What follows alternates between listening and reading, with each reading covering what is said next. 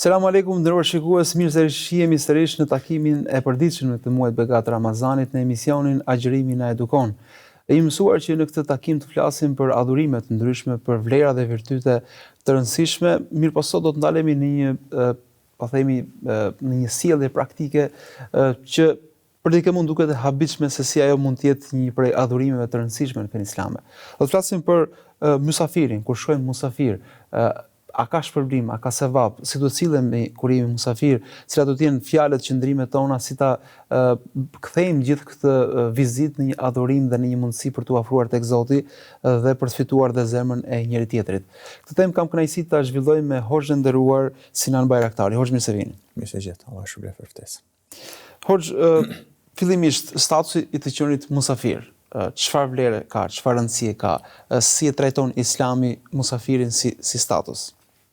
Nuk ka dyshim se musafiri në Islam ka një pozitë të veçantë, jo rastësisht pejgamberi sallallahu alaihi wasallam e lidhi ngushtë besimin në Allahun dhe ditën e fundit për, me nderimin e musafirit dhe tha la yu'minu ahadukum man kana yu'minu billahi wal yawmil akhir falyukrim dhayfahu, pra kush beson në Allahun dhe ditën e Kiametit, le ta nderoj musafirin.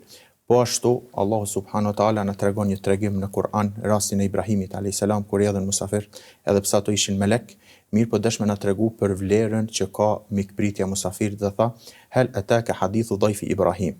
Ka në mënyrë pyetëse dhe përmalluese, a nuk e dinti rastin e Ibrahimit alayhis salam. Idh dakhalu alayhi faqalu salama, qala salamun qaumun munkarin. Hyn dhe i than paqe. Atëherë edhe Ibrahimi alayhis salam i tha paqe. Faragan ila ahlihi hatta jaa bi ijlin samin. Pastaj thot shkoi tek familja e vet, faragan ila ahlihi, në mënyrë fshehërzi, thonë dietarët, dhe e sjolli thot një viç, dhe në surën Hud po ashtu jaa bi ijlin hanith, një viç të pjekur. Pastaj faqarraba ilayhim, dhe ja afroi, pra ja shtroi atyre dhe i tha ela ta'kulun, a nuk jeni duke ngrënë. Po ashtu dhe e dim rastin që në kohë pejgamberit sallallahu alaihi wasallam, kur një njeri shkoi tek pejgamberi sallallahu alaihi wasallam dhe kërkoi që ta gostis pejgamberi sallallahu alaihi wasallam, mirë po pejgamberi sallallahu alaihi wasallam i pyeti gratë veta dhe ata i thanë nuk kemi çka të ngrëm, pra për vete lema për musafir. Ishte në atë kohë ashtu gjendja pejgamberit sallallahu alaihi wasallam. Mirë po pejgamberi sallallahu alaihi wasallam nuk u mjaftoi me kaq dhe kërkoi nga dikush nga shokët e vet që ta gostisin për rëndësinë që ka musafiri. Atëherë u lajmëroi një nga shokët e pejgamberit sallallahu alaihi wasallam me emrin Abu Talha dhe kërkoi nga pejgamberi që ai ta gostis. Dhe u drejtu tek gruaja vet dhe i tha që duam ta gostisim, pra musafirin e pejgamberit sallallahu alaihi wasallam. Mirë po edhe gruaja i tha ne nuk kemi çfarë të ngrëm për veti, vetëm për fëmijët e kemi një ushqim shumë, pak vetëm për fëmijët. Atëherë ky i tha, pra këtu tregohet rëndësia që ka mikpritja dhe statusi musafirit në Islam. I tha, shtini fëmijët që të flenë më herët dhe ndale llampën dhe atë ushqimin që e ke lanë për fëmijë, pra shtroja apo gostise musafirin. Atëherë ndodhi çka ndodhi dhe shkon tek pejgamberi sallallahu alaihi wasallam dhe pejgamberi sallallahu alaihi wasallam i tha Allahu është mahnit dhe është çudit, ashtu siç e takon madhërisë e tij, me veprën e juaj. Pastaj zbriti ajeti walladhina tabau ad-dara wal imana yuhibbu man hajara ilayhim wa la yajidu fi anfusihim wa yu'thiruna ala anfusihim walau kana bihim khasasa. Do të thonë këtu është ajo, do të thonë ato edhe pse nevojtar, mirë po duke ditë rëndësinë e musafirit, e kanë lënë veten e tyre keq për mi dhanë, dhe me thanë, musafirit, mi gostis musafirit, wa man yuqashuha nafsihi fa ulaika humul muflihun, dhe kush shpëton nga kooperacia, atë me të vërtet thot Allahu është prej fitimtarëve apo prej të shpëtuarve. Pra kemi shumë ajete dhe shumë hadithe dhe raste pra nga shokët e pejgamberit dhe gjeneratat e hershme që kanë tregu vlerën, pra duke se si e kanë prit musafirin. Sa që thot Shekik el-Belkhi, një nga dietarët, thot nuk ka diçka më të dashur tek unë se sa musafiri, sepse riskuhu ala Allah, ai vjen me furnizim nga Zoti, wa ajruhu li, ndërsa shpërblimin unë e marr. Kur themi për musafirin dhe gostisja musafirit, nuk e kemi për qëllim vetëm ushqimin si ushqim, se sot elhamdulillah njerëz pra kanë ushqime, mirë po objektiv edhe më shumë është afrimiteti, uniteti, harmonia dhe të ngjashme me këta. Pra, të qenit musafir dhe dispozitat rreth musafirit në një farë mënyrë janë një kapitull i veçantë në fenë islame, Patjetër. që do thotë i ka kushtuar fokus të veçantë, madje ka edhe shpërblime të veçanta, siç dhe ju cituat disa prej tyre. Po ndërkohë kjo e vën në pozitë atë i cili do shkoj musafir diku, që të sillet sa më mirë dhe të arrijë, po themi, edhe ai shpërblimin e madh, edhe pse po shkon të gozitet diku. Cilat janë disa nga etika dhe disa porosi praktike që duhet t'i ketë gjithsecili prej nesh, veçanërisht në muajin e Ramazanit, ku shpesh hyrjet e daljet janë më të shpeshta. Unë mendoj se këto janë dy pyetja, po themi dy nën pyetje. E para është rregullat para se shko musafir. Rregullat para se shko musafir, Pra ka disa rregulla akoma pa u nisur. Patjetër, domethënë është kërkimi i lejes. Domethënë, siç thot Allah, ja alladhina amanu la tadkhulu buyutan ghayra buyutikum hatta tasta'nisu. O ju të cilët keni besuar, mos hyni në shtëpitë e huaja para se kërkoni leje. Po ashtu thot, wa idha qila lakum irji'u farji'u huwa azka lakum. Dhe nëse ju thot juve kthehuni, kjo është më mirë për juve. Kjo duhet me Allah subhanahu wa taala na bën me dije se nëse domethënë respektimi i privatësisë dhe arsëtimin ndaj personit pra mikpritësit, që njeriu nuk duhet mu prek dhe me pas paragjykime të ndryshme nëse një njeri domethënë kërkon arsye që nuk është në gjendje që ta mirëpres për momentin musafirin. Kjo duhet shumë me pas një rëndësi të veçantë tek personi, që mos me pas paragjykime se shumë dëgjom nëse e thret dhe kërkon arsye që nuk për momentin nuk jam mundësi që të pres, menjëherë fillojnë ata paragjykimet, nuk e thira, nuk më priti, nuk më hapi derën. Jo, Allah subhanahu wa taala na tregoi se nëse ju thotë kthehuni, duhet të kthehemi dhe kjo është më mirë për ne. Kërsa para se shkojmë si mysafir. Ndërsa kur shkojmë si mysafir, normal që janë ato rregullat edhe etikat, siç është domethënë përshëndetja me selam, dhe mos ngarkesa për mikpritësin, domethënë kjo është shumë me rëndësi. Mos mi ngarku më shumë se sa ka mundësi. Siç thot pejgamberi. Pra ti jemi një musafir i lehtë, i thjeshtë. I thjeshtë, domethënë është mos me respektu privatësinë e nikoqirit, mos me hy në çështje që nuk i interesojnë dhe nuk i takojnë, siç thot pejgamberi sallallahu alajhi wasallam, min husnil islamil mar'i tarkuhu ma la ya'ni. Prej bukurisë dhe shëmbëltyrës së islamit të mirë është milanat çka nuk të intereson, pra me pas një lehtësi mysafiri kur shkon tek ai ai mos mundi në siklet se kush po i vjen, po thjesht mu mundu sa ka mundësi mi mikprit. Dhe ndërkohë muaji Ramazanit është ndoshta sezoni ku besimtarët më së tepërmi e praktikojnë vizitat tek njëri tjetrit dhe më së tepërmi presin musafir në shtëpinë e tyre. Si ndikon kjo në forcimin e lidhjeve familjare? Fillimisht mendoj që lidhjet familjare, që për fat të keq sot edhe shumë janë humb dhe janë kaput bajagi, duhen të jenë edhe jashtë Ramazanit edhe brenda Ramazanit. Ajetet në të cilën kanë ardhur që Allah subhanahu wa taala na urdhëron që të imam lidhjet familjare janë të përgjithshme dhe nuk e ka dalluar Ramazanin dhe jashtë Ramazanit. Po ashtu pejgamberi sallallahu alajhi wasallam thotë la yadkhulul janna qati'ur rahim, nuk hyn në xhenet ai që i kaput lidhjet e kështu me radh, janë pra duhet njeriu 12 muaj më mundu mi majt lidhjet familjare. Mirë po, në Ramazan, shkak që i bëhen thirrjet, iftaret dhe kështu me radh, është një shans më i afërt që ti pra ti bëm rilidhje, pra ti themi ti mundohemi ti riforcojmë edhe një herë lidhjet, masi 11 muaj janë shkëput lidhjet, atëherë me ardhjen e iftareve dhe kështu me radh, të mundohemi pra që ti rikthejmë ato lidhje, po them kushtimisht nëse janë kaput. Po ashtu Ramazani është muaj i mëshirës, njeriu ndihet më afër Allahut subhanahu wa taala, zemra është më e butë dhe muaji i Ramazanit mendoj që është shans i mirë që mi te i kalu disa mospajtime dhe mi zbut zemrat e ngurta, po them kushtimisht nëse janë ngurcu 11 muaj, dhe mendoj që muaji i Ramazanit është muaj i mirë që të shfrytëzojmë edhe një herë, pra për mi riafëru dhe mi rishiku edhe një herën lidhjet familjare mes nesh. Ndërkohë, në këtë muaj është e rëndësishme që të shkojmë kudo, tek ata cilët i kanë mundësit, po dhe tek ata cilët ndoshta mundësit i kanë më të pakta për të na pritur. Sa e rëndësishme është që tregohemi, po themi, të lehtë dhe mirënjohës pavarësisht gostisë që ka ose ajo se mënyra se si do të na pres. Islami është një fe që balancon mes mikpritjes së mirë, që i ka dhënë rëndësi mikpritjes së mirë po edhe lehtësimin për nikoqirin. Dhe Islami është një fe që i merr parasysh edhe ndjenjat, mos lëndimin e ndjenjave të njerëzve. Atëherën njeriu duke u nisur nga kjo që i balancon mes Islami thret për mikprit njeriu musafirin mirë po thret që edhe mos më qenë pra i rënd dhe mos më qenë pra ngarkesë dhe barë për nikoqirin. Për atë dhe me thonë edhe pejgamberi sallallahu alaihi wasallam me një hadith na tregon dhe na thotë që ka dikush pra shkon tek dhe e shtin personin nikoqirin e shtin gjëna. Atëherë thonë pejgamberi sallallahu alaihi wasallam, si ka mundësi mi shti pra mysafiri nikoqirin gjëna, ai thotë qëndron tek ai, mirë po ai nuk ka mundësi ta gostis. Pra qëndron kohë gjatë, e tepron me qëndrimin. E tepron me qëndrim, ndoshta ai mundësi, domethënë financiare ndoshta nuk i ka që ta gostis. Dhe ai njeriu që nuk ka hapësirë për gostisje nuk ke pse të qëndrosh kohë gjatë. Mirë po bëhet ajo vizita për qëllimin çka është bë dhe njeriu pra largohet. Për një atë pejgamberi sallallahu alajhi wasallam dhe ajetet dhe hadithet na tregojnë që asesi të jemi barë dhe të jemi të rënd për nikoqirin. Thjesht të jemi të lehtë, të jemi pra sa më të lehtë që mundemi për atë person që mos njihet i sikletshëm dhe me pastaj ngarkesë dhe problem vetveten e vet nëse ndëgjon se filani do marr. Po të jemi njerëz të lehtë sa të mundemi.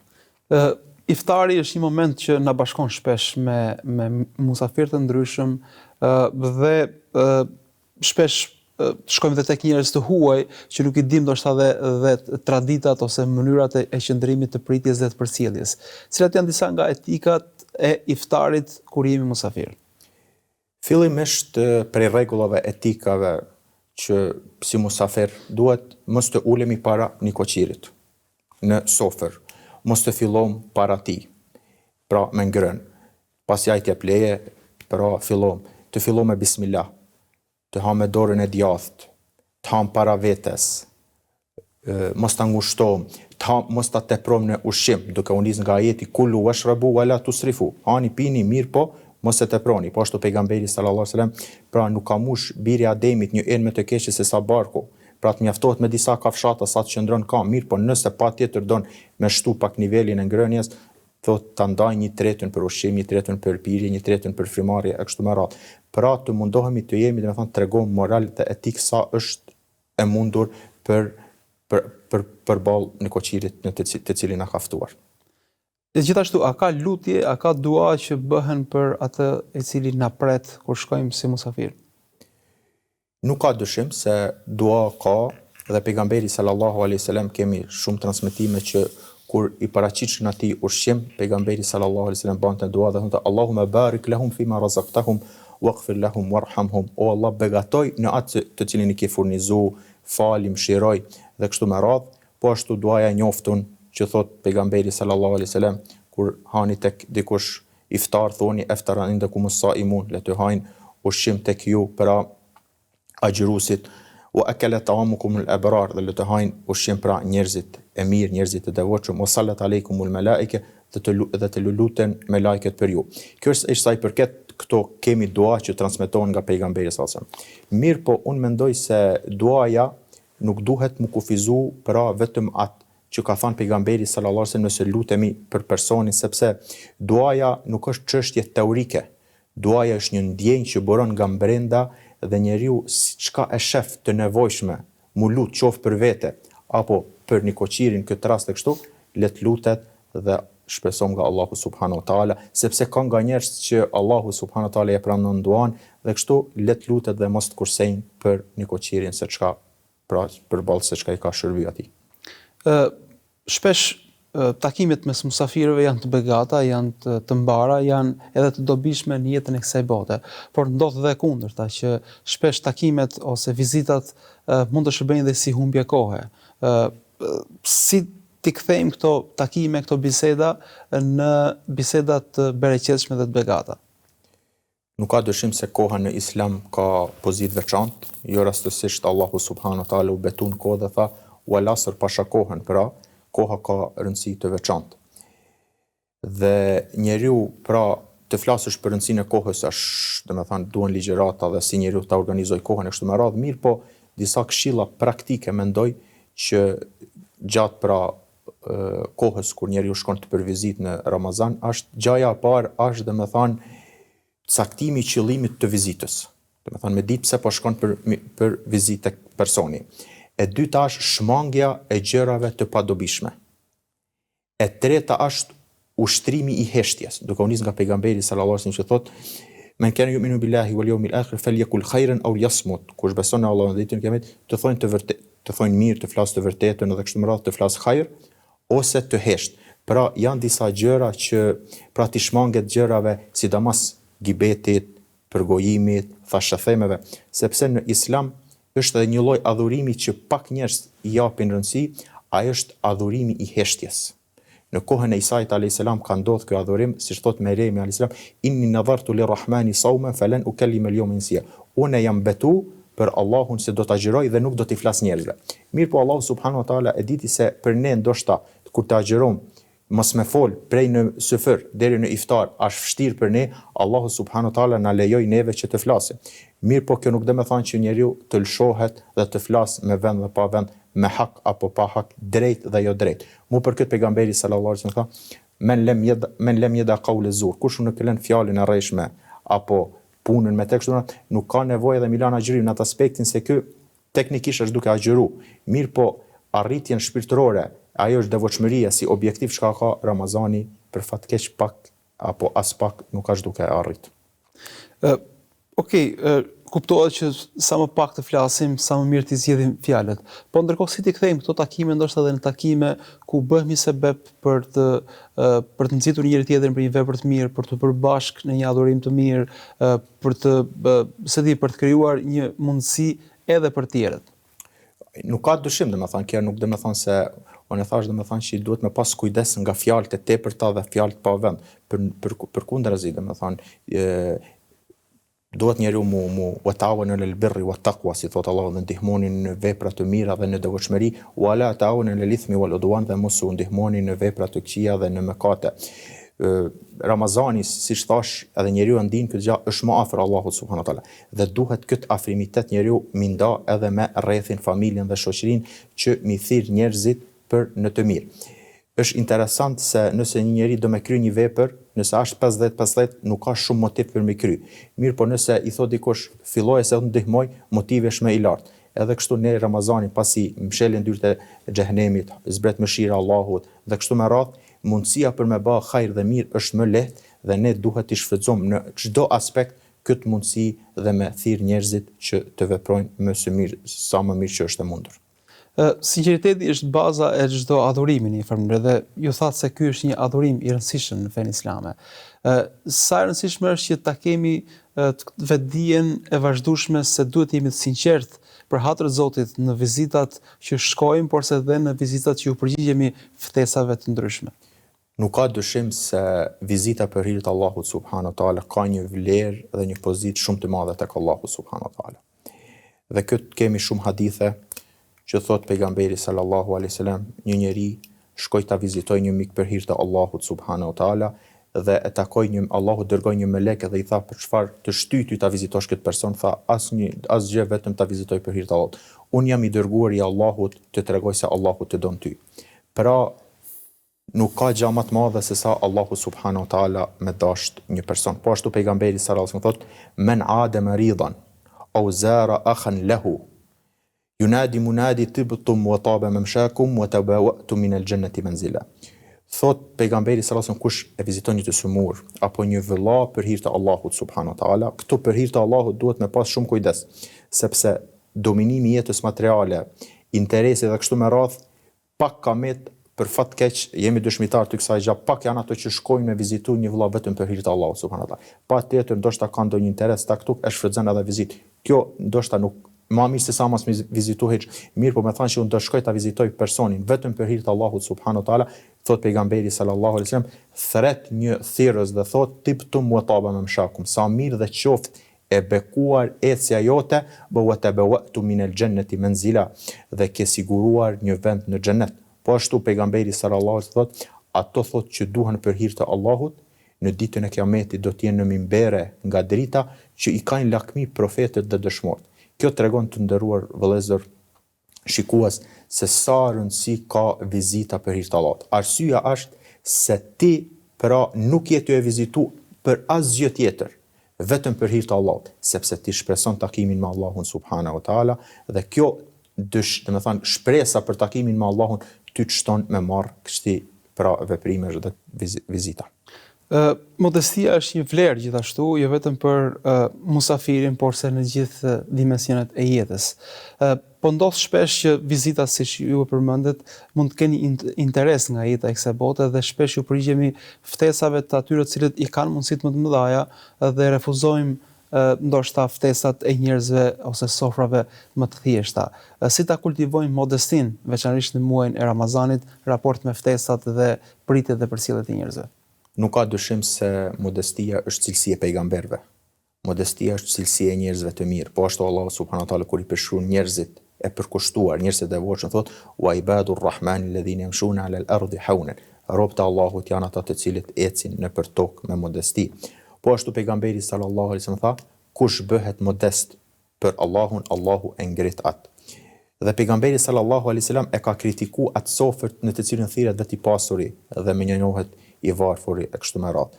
Mu për këtë njeriu duhet me qenë modest. Momentin që njeriu është modest dhe duhet me kultivu modestin brendësinë e tij, kjo e pengon pra nga arroganca dhe nga mendjemallësia, sepse edhe modestia dhe mendjemallësia nuk mundën mu bashku me një vend, sepse janë dy të kundërta, e dy të kundërta nuk mund të bashkohen.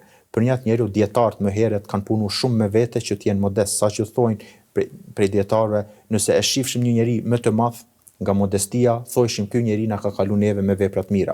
Nëse e shifshin një njeri më të vogël, thojshin unë e këtija kam kalu me vepra të këqija dhe të liga. Pra kjo modestia çdo herë e bën njerin që me punu me vetvete dhe kur pra me qenë mendjemat ndaj apo mbi askënd. Shpesh kur na ftojnë njerëzit janë njerëz të ndryshëm, ose njerëz të cilët janë më të ditur se ne, janë më të devotshëm, janë më të përkushtuar, ose njerëz të cilët ndoshta janë më të dobët në këtë aspekt.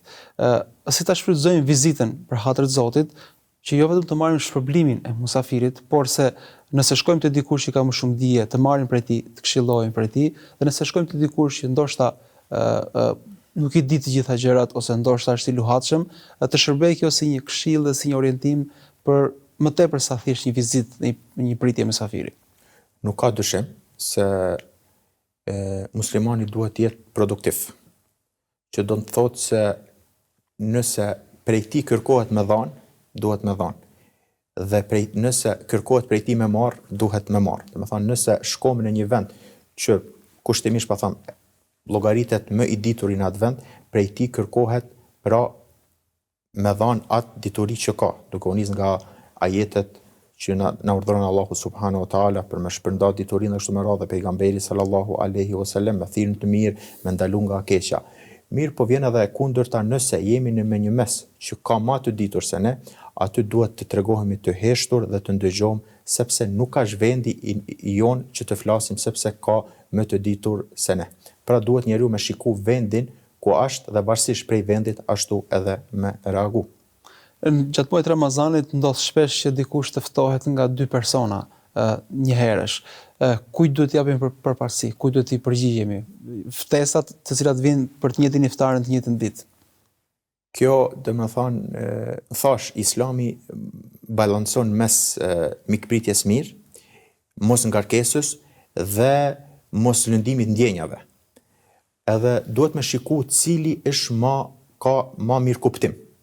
Dhe me thonë, nëse filan personi që nëse nuk i përgjigjemi, do shta preket dhe lëndohet më shumë se sa personi tjetër, dhe me thonë, duke një lloj bashkëpunimi dhe shumë, pastaj shikohen edhe ftesat ku ish konfirmu ma heret, sepse muslimani duhet mi majtë premtimin, dhe nëse ish konfirmu një ftesë, pra ish ba ftesa më herët dhe ish konfirmu, atëherën pa marrë parasysh, ndoshta ka mundësi personi tjetër mund edhe të lëndohet, mirë po lëndimi i tij është i parasyshëm sepse vetë ish konfirmu ftesa më herët. Një aspekt tjetër i rëndësishëm është kur ndoshta dikush tjetër ka kryer perceptim të gabuar për ne, ndoshta paragjykimet, ndoshta fjalët që ka dëgjuar, a vlen vizita në këtë rast ose shkuar si musafir edhe për një qëllim tjetër, për të shkrirë akujt mes dy njerëzve të cilët ndoshta janë keq kuptuar, ndoshta dhe janë konfliktuar, ndoshta dhe janë hidhëruar. Patjetër, pejgamberi sallallahu alaihi wasallam kur i përshkruan mbajtjen e lidhjeve, qofshin familjare apo qofshin vllazërore, shoqërore kështu me radhë, thot lejse l-wasilu bil mukafi. Thot nuk është mbajtuesi lidhjen ai që i mban lidhjet me ato që i mbajnë. Innamal wasil, thot mirë po idha qutiyat rahimahu yuwasilha. Do të thonë ai i cili nëse wasalaha, pra ai i cili dikush i kput me te, ai i bashkon, që do të thotë se pejgamberi sallallahu alaihi wasallam do më na tregu se nuk është mbajtje e lidhjes me thirr dikant që të thret. Me shku ke dikush që sepse kjo është një lloj kompenzimit apo interes. Të ka thirr, e ke thirr. Ka ardh, i ke shku. Kjo të ban, mos them kushtimisht edhe jo muslimani edhe një çdo kush mundet mi bë sepse ai ndin obligim spaku mas pakti moral me thirr dikant që të ka thirr. Pra, s'munda se na ka thirr ta thrasim. Këtë mundet mi bë është një lloj kompenzimit, një lloj interesit të ndërsjellët edhe ashtu. Mirë po pejgamberi sallallahu alajhi wasallam kur foli për mbajtjen e lidhjes dhe kanë e quajti mbajtës lidhjes si duhet en tasil men qatak, që ti mbajsh lidhjet me atë që i ka ndërprer me ty. Kjo tregohet domethënë që një njeri për hir të Allahut subhanahu wa taala, për hir të unitetit, harmonisë dhe kështu me radhë, për dobi të Islamit, është gjendje mi te kalu disa gjëra, sepse me mos te kalimin e këtyre gjërave, domethënë metën statusi kohë domethënë, metën statusi aty ku është domethënë përçarja ish ende domethënë aktive. Momentin që ne marrim një hap më shumë se sa ai, nuk na ka ftu, por ne e ftojm, atëherë ne me këtë pra e bëm edhe një hap më shumë drejt bashkimit dhe largimit të përçarjes. E kuptoj që është e rëndësishme të ftojmë dhe atë me cilin jemi hidhëruar, por në statusin kur mendojmë se dikush ka paragjykime nga ne, nga ana jonë, a vlen që të shkoj me këtë jetë, po shkoj të atakoj, të vizitoj, me qëllim që ta shkri këtë po themi këtë akull? Patjetër. Sepse mund të jetë sikleti që ndoshta edhe nuk të mirëpret. Tash varsisht domethënë kjo është nuk mund të themi nuk mund të jepim një dispozit përgjithshme për këtë, dallon domethënë edhe personi edhe paragjykimet, a ka pas hapësirë për paragjykime dhe kështu me radhë. Njeriu fillimisht nëse mendon se kjo mundet mu kesh kuptu, mundet mundu me marrë një lloj informate indirekte, arsyet pse ai ka ndërtu një paragjykim për neve dhe ai paragjykim a ishte vërtet apo nuk ishte vërtet, dhe mundet domethënë me shiku mënyrën se si pra më arrit deri tek një lloj unifikimit, unitetit dhe pajtimit që mi te kalu edhe këtë paragjykim edhe domethënë me shku për vizitë dhe mu thash edhe një herë mu rikthy mu rishiku vizitat ndërsjellta. Hoxh, zoti shpërbleft për këto fjalë, zoti shpërbleft që ishit mysafir i televizionit dhe këtij emisionit ton, duke bërë këtë rrugtim nga Ulqini dhe për të sjellë këto këshilla dhe këto porosi për ne dhe për gjithë teleshikuesit. Zoti shpërbleft. Amin dhe Allah shpërbleft për ftesën. Ndërmjet që këtu e mbyllim takimin e sotëm, folëm për vlerën dhe rëndësinë e musafirit, është një urë e rëndësishme e fitimit të begative dhe shpërblime të mëdha, jo vetëm në Ramazan, ashtu siç e përmendi Hoxha, porse edhe jashtë. Të shtojmë vizitat tek njëri tjetri, të presim dhe të përcjellim njëri tjetrin, jo vetëm në Ramazan, por se dhe jashtë, kështu do të fitojmë sevape të mëdha në botën tjetër, por se do të begatojmë dhe jetën tona në jetën e kësaj bote. Unë ju falenderoj për vëmendjen, do të jemi sërish nesër me një tjetër të ftuar, me një tjetër temë. Kalofshi sa mirë.